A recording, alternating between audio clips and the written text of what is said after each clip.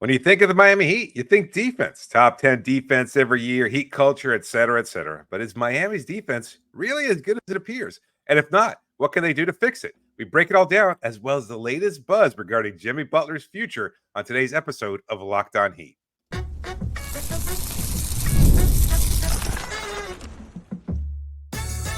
You are Locked On Heat, your daily Miami Heat podcast, part of the Locked On Podcast Network, your team every day. Welcome to Locked On Heat, your everyday podcast on the Miami Heat. Whether you're tuning in on YouTube, Odyssey, or your favorite podcast app, thanks for making Locked On Heat your first listen every day, Monday to Friday. I'm Wes Goldberg, editor at allyoucanheat.com, here with David Ramil. Both of us are credentialed Heat media members, and today's episode is brought to you by Game Time. Download the Game Time app, create an account, use the code LOCKEDONNBA for $20 off your first purchase. Terms apply. Before we talk about why I think the Heat's defense last season was overrated and what they need to do to fix it, which was the original concept of today's show, David, we got right before we started recording breaking news from Shams Charania that the Philadelphia 76ers' interest in pursuing Paul George has significantly waned in recent days, and the franchise is expected to be aggressive elsewhere with its salary cap flexibility and draft capital leading into next week's NBA draft. That's according to a Shams Charania tweet minutes before we started recording. So we needed to talk about this because, David, I saw this tweet and I immediately thought, Jimmy Butler, the 76ers, this is their way of moving in, letting everybody know we're no longer looking at Paul George. Maybe they got some sort of indication that Paul George and the Clippers are going to come to an understanding on a long-term agreement there. And they said, well, if we can't get Paul George as a free agent outright, then we got to start looking at the trade market. Keith Pompey had reported previously that the 76ers would be interested in maybe trading for Jimmy Butler and offering him a max extension if Miami isn't. Maybe it's Brandon Ingram, maybe these other names. But Jimmy Butler was always, to me, the obvious plan B for Philadelphia. If they couldn't get Paul George, it looks like they're backing off of Paul George.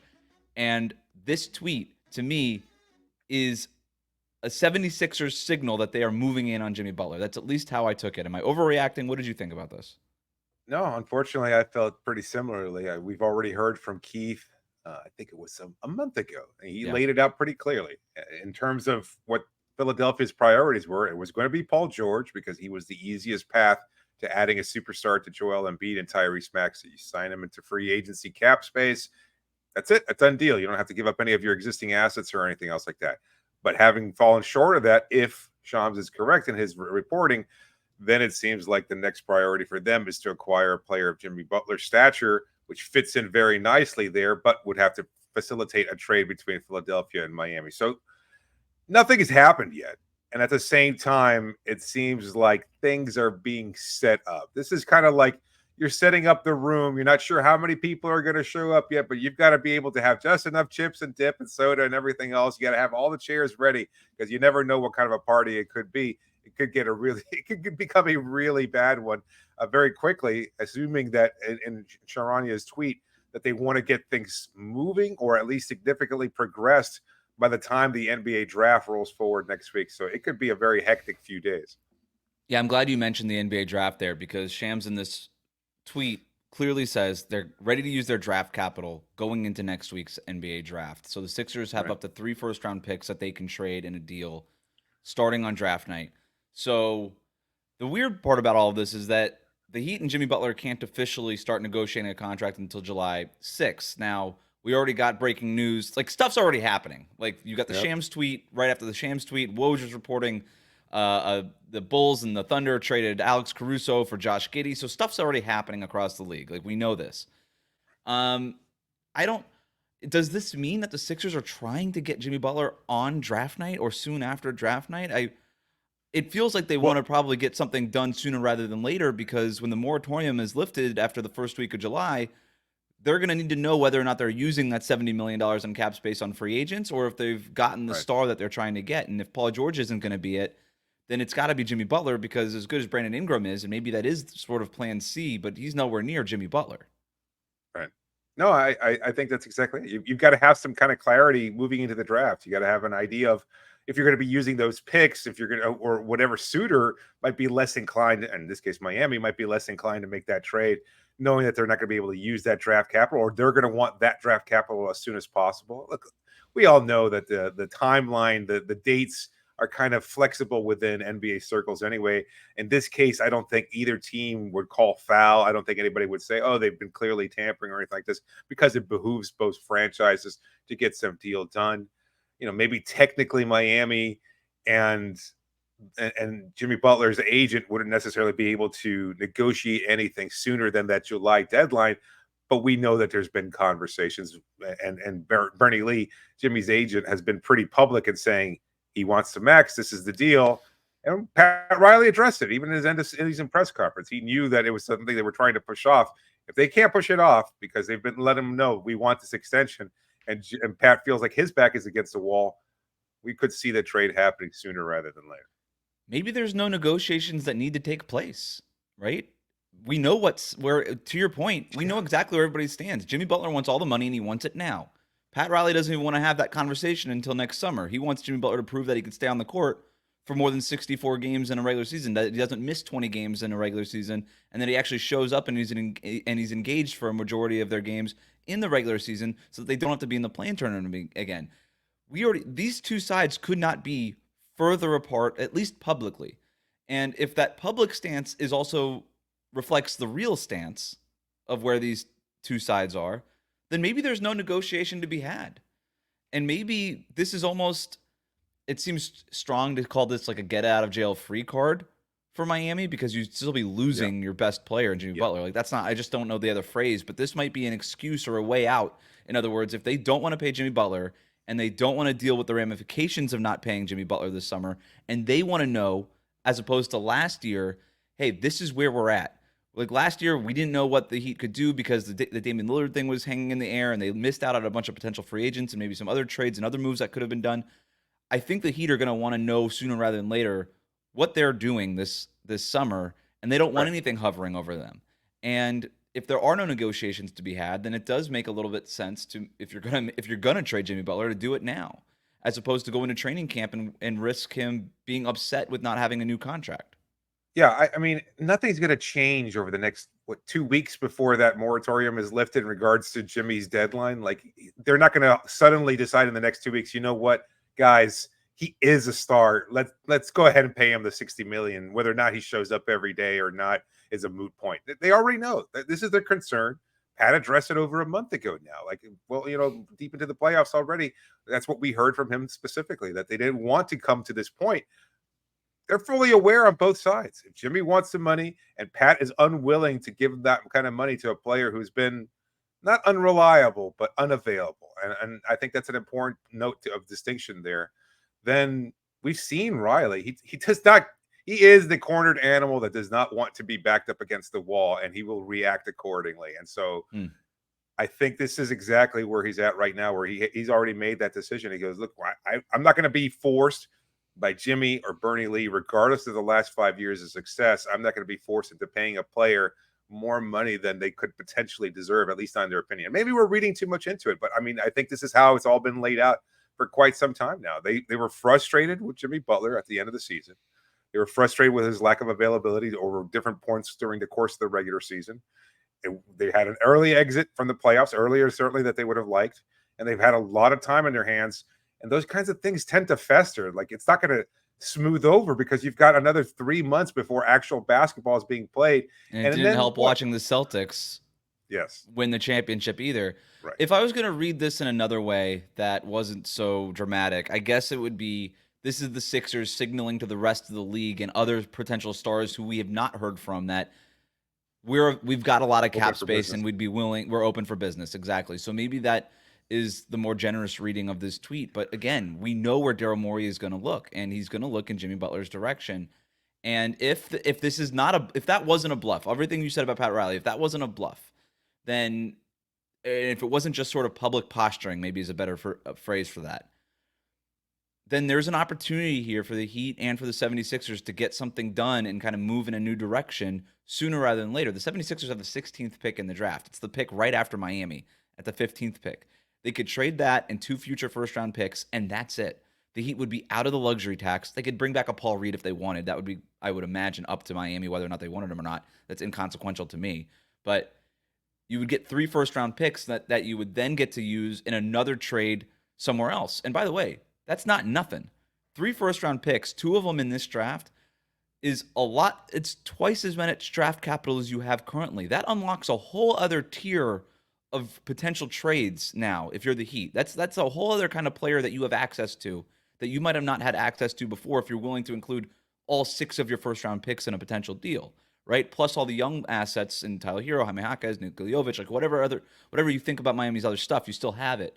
And you're out of the luxury tax completely. You have a ton of cap relief and all these things. This is not me arguing that the Heat should do it or that this is what's going to happen. This is just what it looks like if this is the option that's available to Miami if they were to do something on Jimmy Butler sooner rather than later. And then you enter free agency with that kind of cap flexibility and that kind of draft capital to use in other moves over the next 2 months. But I guess we'll find out more with what's going on with the Heat, with Jimmy Butler, and with the 76ers in the coming days, weeks. I just months. don't want to be caught unaware. Like, I mean, and we know that's what's going to happen with Miami. Like, whatever scuttle we might hear behind the scenes and everything else like that, like, nothing's going to be finalized until we see that one dreaded tweet from Adrian Wojnarowski. It's not going to be Shams. It's going to be Adrian Wojnarowski, and he's the one going to be announcing what Miami has finally done, and we're going to be all like, what the hell just happened? We're going to be caught unawares because that's just the way how Miami operates, very quietly and secretly.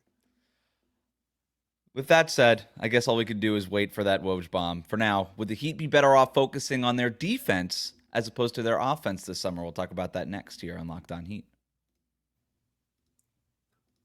Today's episode is brought to you by Game Time. Killer last-minute deals, all-in prices, views from your seats, and their lowest price guaranteed. Game Time takes all the guesswork out of buying tickets, whether it's for Major League Baseball, the NHL Finals, comedy shows, concerts, whatever you're looking for. Game Time has you covered with their flash deals. It's an exclusive in-app deal on select seats ahead of the game or event. You got their all-in pricing, so you know exactly what you're paying for. No hidden fees that are going to crop up later on. You know exactly what the total is at checkout, and they've got their lowest price guarantee. Game Time will credit you 110% of the difference. So, again, take the guesswork out of buying tickets with Game Time. Download the Game Time app today. Create an account and use the code LOCKEDONNBA, and you get $20 off your first purchase. Terms apply, but create an account and redeem the code LOCKEDONNBA. You get $20 off. So download Game Time today. Last minute tickets, lowest price guaranteed. We'll be right back.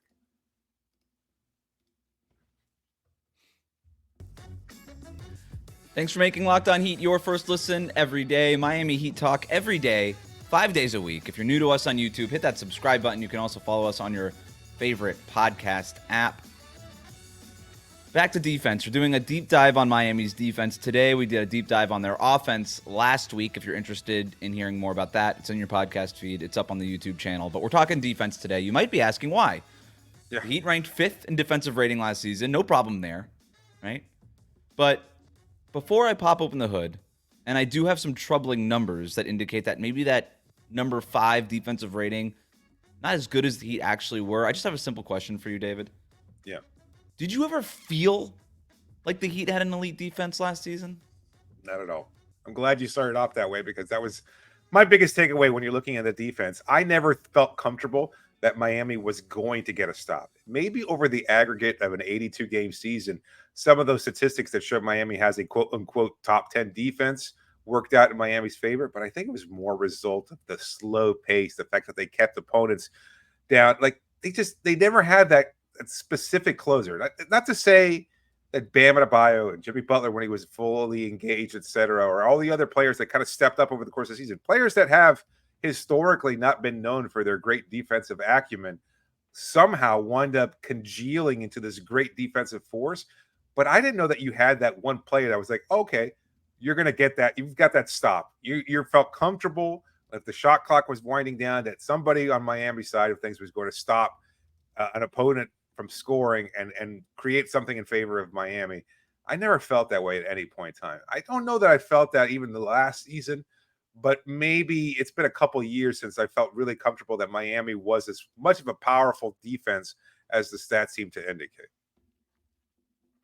I'm with you. I never really felt like the defense was great. And, you know, we got the stats all the time. Like, Heat held opponents under 100 points, 7 of the last 9 games, whatever it was. I was like, well, the pace was one of the slowest paces in the league. Like, if we're going to use, like, old school numbers like that. You know what? The Heat also were scoring on under 100 points in a lot of those games too. Those were just, it was 1990s basketball for a lot of those games.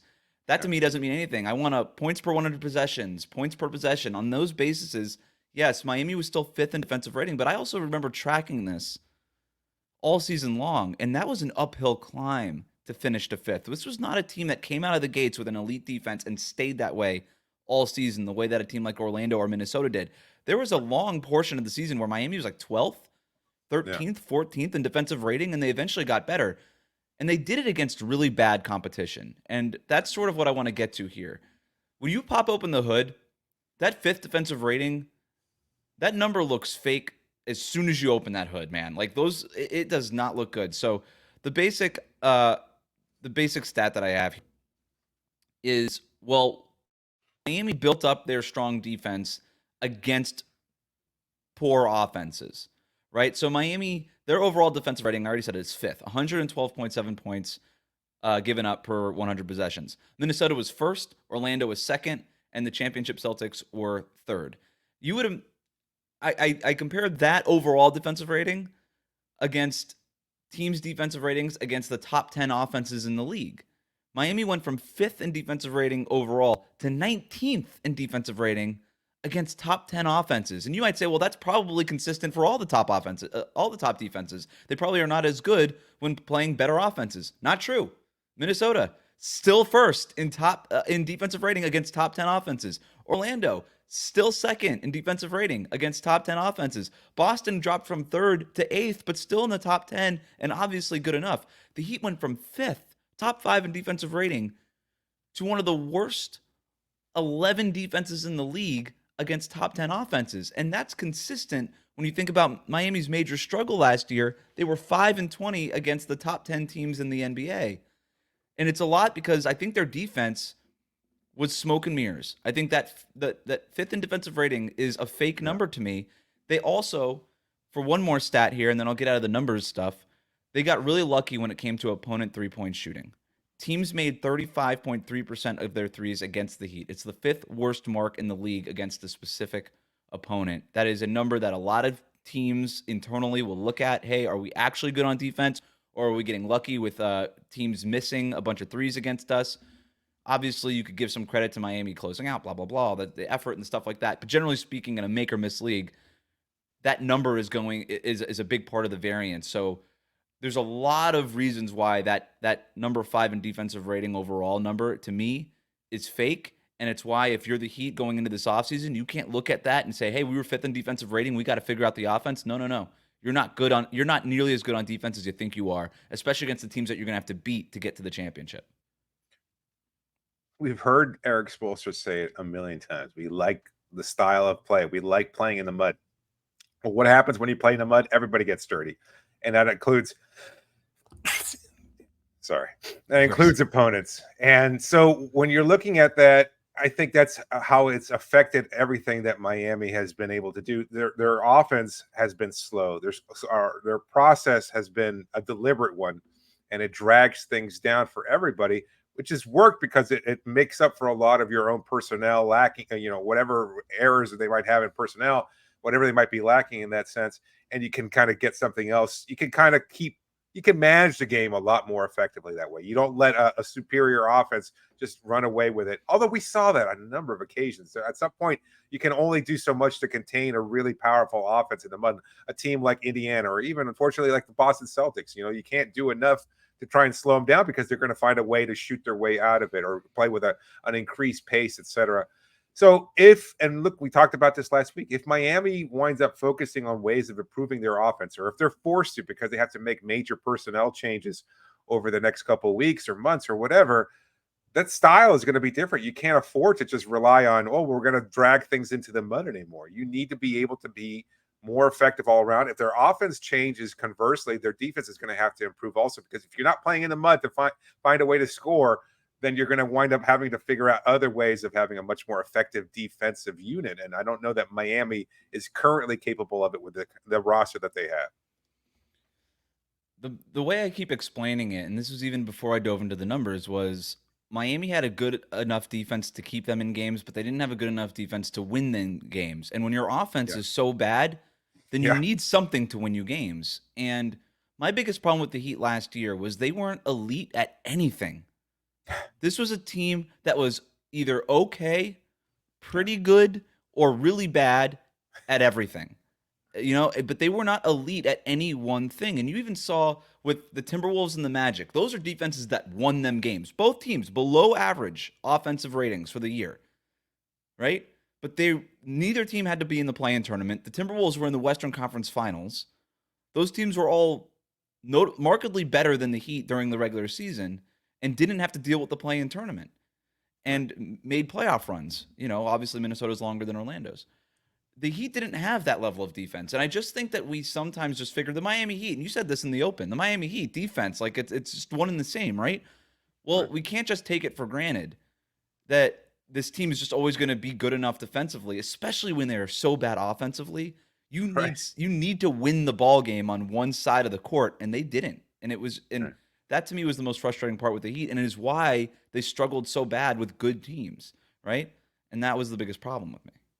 Yeah, and everybody keeps looking at the offense because it was the most obvious problem they had when they just couldn't seem to muster any offense. As you said, they were one of the teams that were scoring under 100 points too on a regular basis, not in a good way. Maybe they won a few games where they scored less than 100, but you don't ever want to just drag it out that way. And we saw those games where Miami's, like even game 2 against the Boston Celtics, when their offense was clicking and it was firing. And yes, they shot exceedingly well from 3-point range, but that was the kind of exciting style of play that Miami's personnel might be more inclined to playing without Jimmy Butler, et cetera.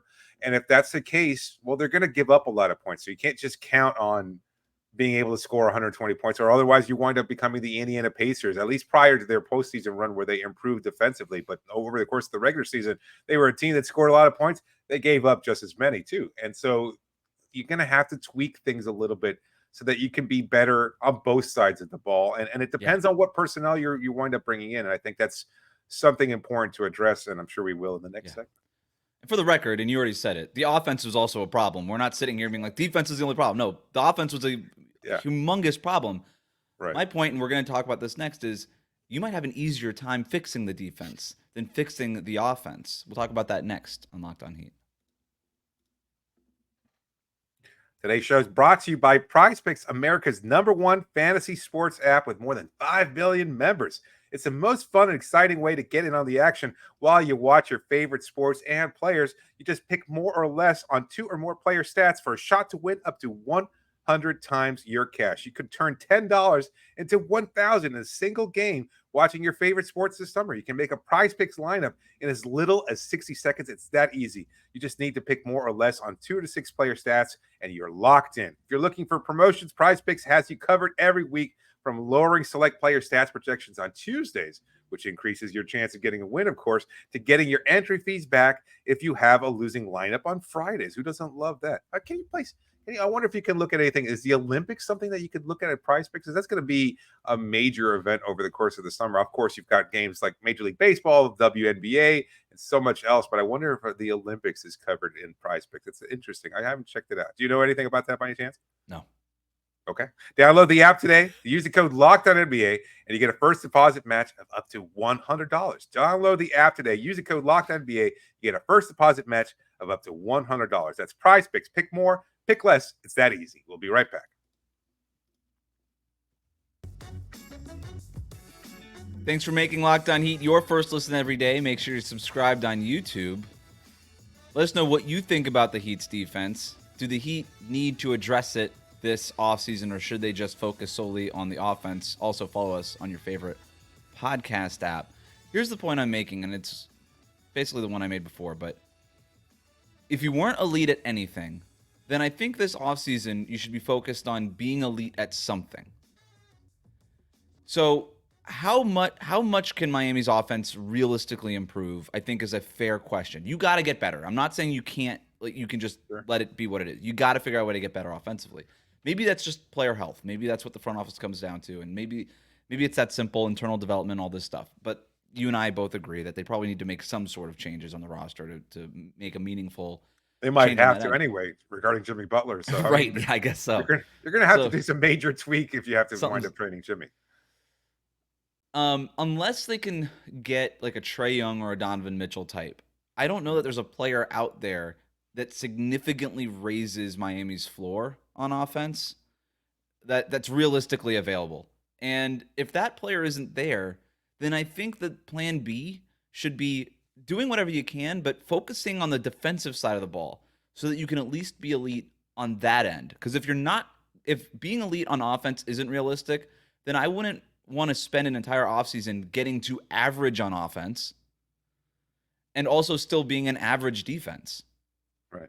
Because now you're not really much better than what you were last year. Even if your offense is a little bit better, maybe your defense is a little bit worse, or maybe it's the same. But I just argued, like, I don't think if they leave the defense the way it was this year and play the exact same defense, they'll be worse than 5th in defensive rating next year. The variance on that 3-point shots will be different. They'll play better opponents, all these things. Teams will figure them out. So there's an argument to be made here that if you need to be elite at something going into next year, that you'll have an easier time going from a defense that's pretty good to pretty good to elite. That's a lot easier than going from bottom 10 in offense to legitimately elite on offense. You know what I mean? Yeah, no, absolutely. I mean, even if you're looking at making those tweaks on offense, let's say Trae Young is an option somehow. Well, you might put up a lot more points. You might get easier baskets. Maybe it's not the 24-second grind of every possession. But guess what? He's going to give up a lot defensively. So it's going to be a problem. You can't just make tweaks on one side of the ball. You ideally want to be able to address both. But it's not that easy either. Like, you're looking at making an improvement to your team. You can't just focus on one side of the ball. If you want to get two-way players, that's great.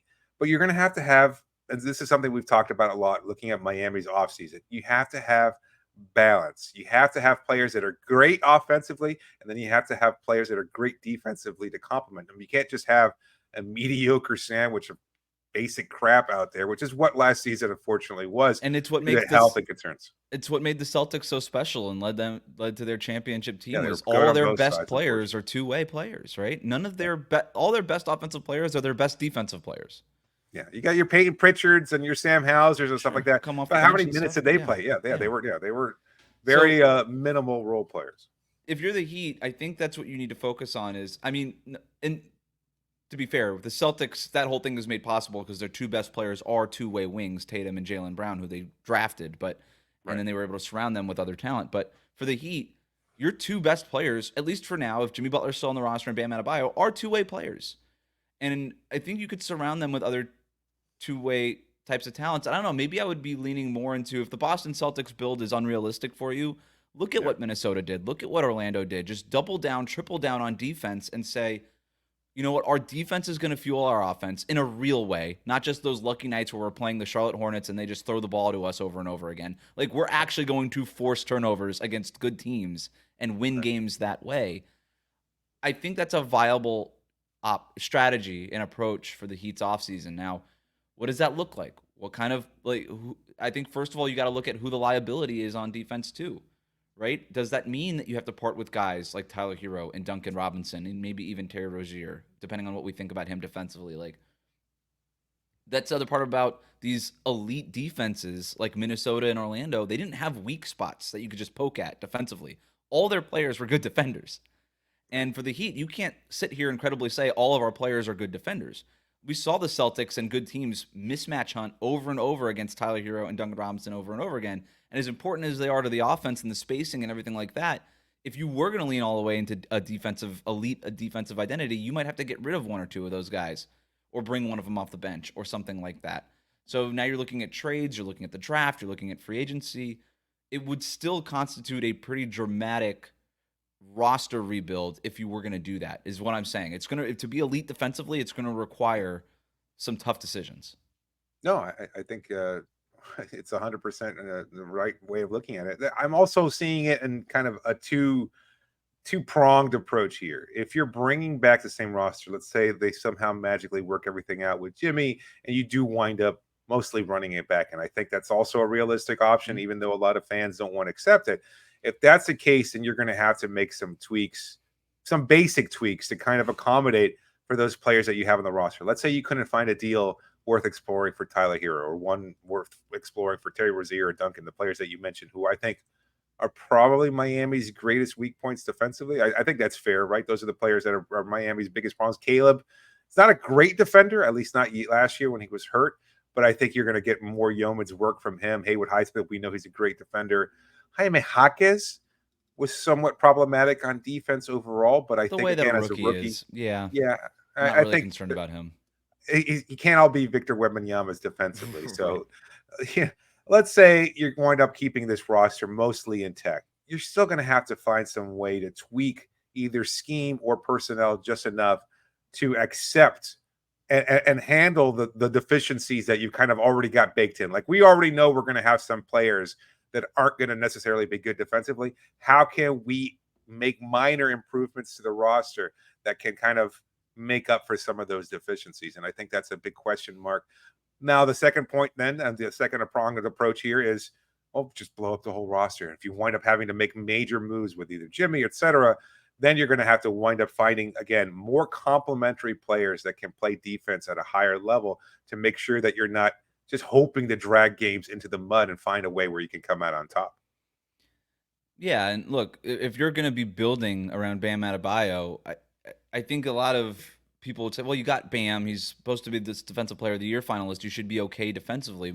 If I'm building around Bam, I'm trying to make his job easier, not harder. Yes. I'm not saying like, oh yeah, Bam, you just handle it all on defense. That doesn't work. You know, doesn't work at the NBA level. He's maybe the ultimate floor raiser defensively, right? He could play in any scheme, any system, and he's great against every offense, right? No matter what. And he could guard all 5 positions.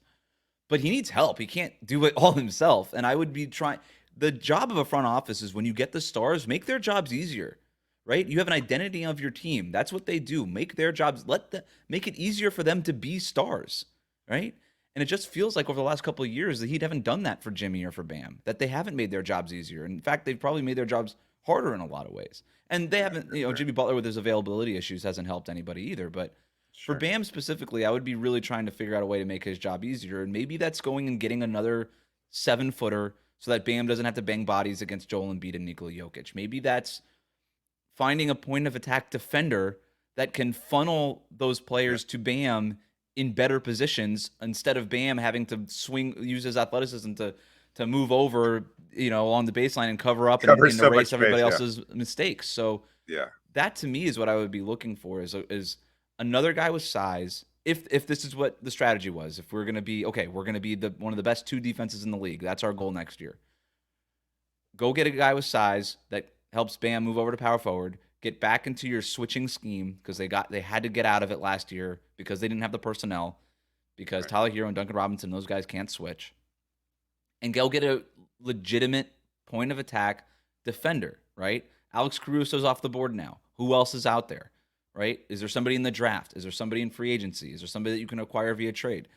It's not going to be easy, but we saw the Knicks do this, for instance, over these last 2 years where they said, look, we got our offensive engine here in Jalen Brunson. We're going to let him do all these things. Everybody else on the team has to be a good defender. And so they traded RJ Barrett. They traded Emmanuel quickly. They got rid of all these guys that everybody else on the roster has to be a good defender. And those are tough decisions to make. They loved quickly. They loved RJ Barrett, right? But they didn't fit the new build, the new identity of the team that came with Jalen Brunson. And so if you're the Heat and you're thinking about what our new identity is going to be, what the next phase of this whole thing looks like, it might require some of those tough decisions.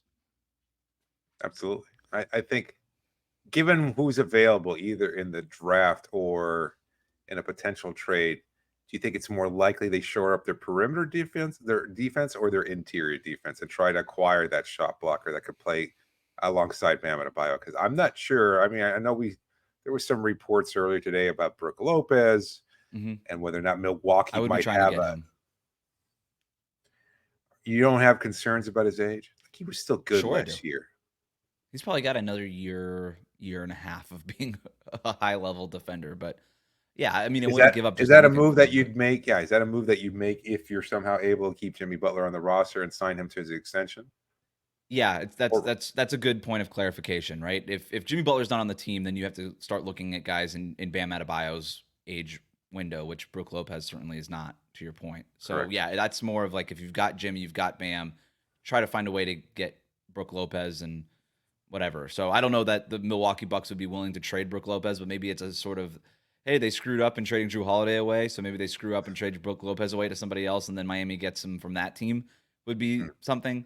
But I would be looking at him. I would be looking at Miles Turner, who I don't know what the Pacers think about him, but he's in the last year of his contract, so you always kind of look at those guys. But to answer your original question, probably a better chance of going and getting that perimeter defender, just because it feels like there's more of those guys than the 7-foot shot blockers who can also space the floor enough so that they could play next to Bam. But, who knows? I think you got to look at both of them, though. I really do. And maybe it's not a guy who starts with Bam, right? It's just an option.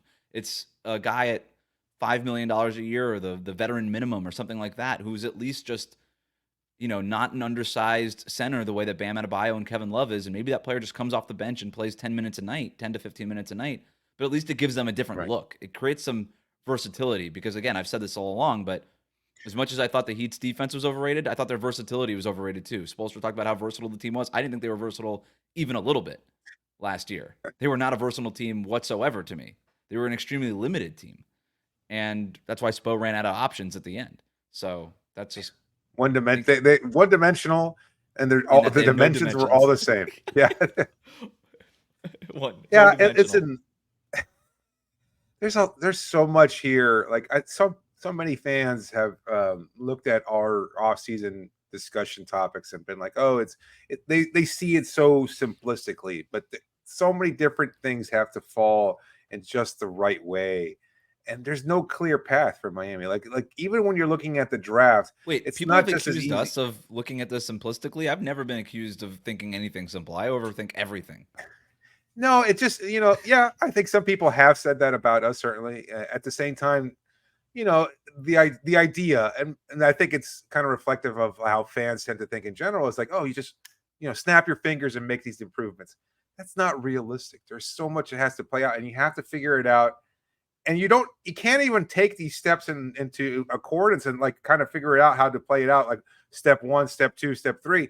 Because these steps could be happening simultaneously. Everything's happening at the same time, right? You may not even be able to project what step 18 is, and you still have to plan for step 1, and you can't wait until step 18 happens to go, oh, damn, we should have just taken that in step 1. So you kind of have to figure it all out at the same time and project what could happen. Well, from a front office, yourself in a position. You're absolutely right. And from a front office's perspective, I think you just need to have a plan, right? Understanding you're never going to be able to predict what's going to happen, but you need to know what path you're on, what road you're on. And so at least when you know what road you're on, you can make the decision of, we're going to stop at this gas station, we're going to stop at this restaurant, because we know what road we're on. But if you don't know what road you're on, you're just like, well, I don't know. Should we take this exit? Should we take the scenic route over here? Like, should we go backwards? I don't know. Did we make a mistake even going in this direction? Where's the map? I don't even know. And so for the Heat, what do you want to be is my biggest question. Do you want to be elite defensively? Do you want to be good defensively and good offensively? Do you think that Jimmy Butler is your star going forward, or do you not? Are you going to give him the extension, or are you not going to give him the extension? Are you going to run it back for a year, or are you not going to run it back for a year?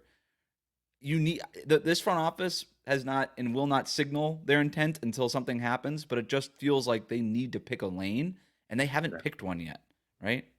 That's I guess that's my biggest concern with it. No, I think we're going to see some clarification.